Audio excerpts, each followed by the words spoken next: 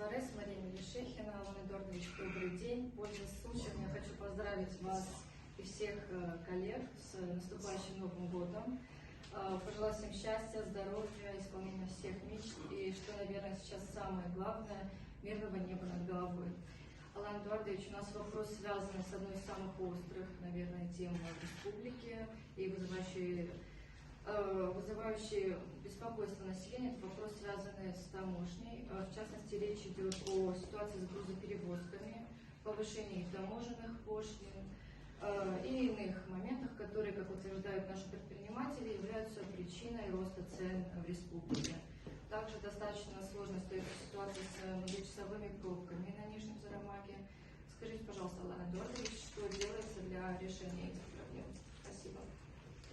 Спасибо. Вопрос, конечно, на самом деле очень актуальный и правильный. Здесь мы с вами прекрасно помним, что с октября месяца были введены дополнительные пошлины на вывоз определенных групп товаров из территории Российской Федерации. То, что касается первой части вопроса.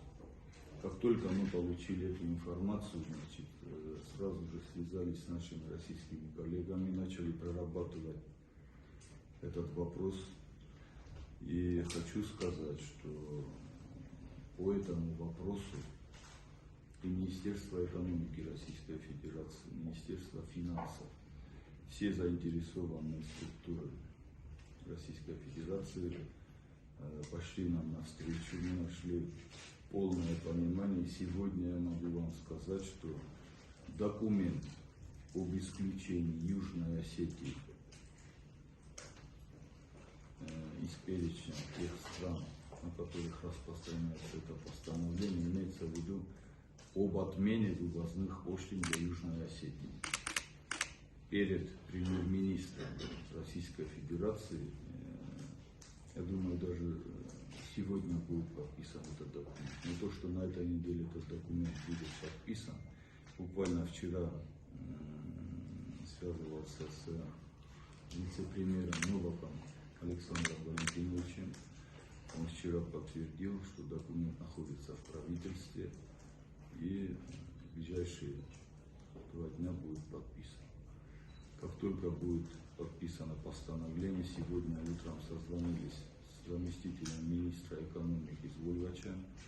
Наш министр экономики Сармат Эдуардович Кутаев готов к вылету, чтобы подписать потом соответствующие соглашения.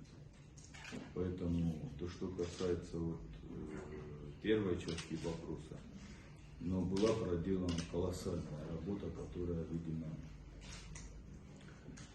как обычно не бывает видно. Но здесь мы не можем не выразить слова благодарности нашим российским коллегам. На самом деле вопрос был непростой, в каких условиях приходится работать и руководству Российской Федерации с учетом тех процессов и специальной военной операции, режиме санкционных этих мер против Российской Федерации. И в целом с теми геополитическими изменениями, которые стремительно развиваются и меняются. То, что касается второй части насчет пробок. Вы, наверное, помните, в том числе на совещании, которое осенью проходило на территории пункта пропуска Нижний Зарамак, присутствовали наши представители средств массовой информации. Значит, в прошлом году состоялась встреча с министром транспорта Савельевым. В этом вопросе нас они поддержали. Принято решение о реконструкции пропускного пункта Нижний Зарамак. Изначально были выделены денежные средства в размере 3,5 миллиардов рублей. После составления проектно-сметной документации сумма была увеличена до 4 миллиардов. Значит, на совещании, на этой встрече представитель Министерства транспорта, руководитель одного из департаментов Министерства транспорта России доложил, что весной будущего года приступают к реконструкции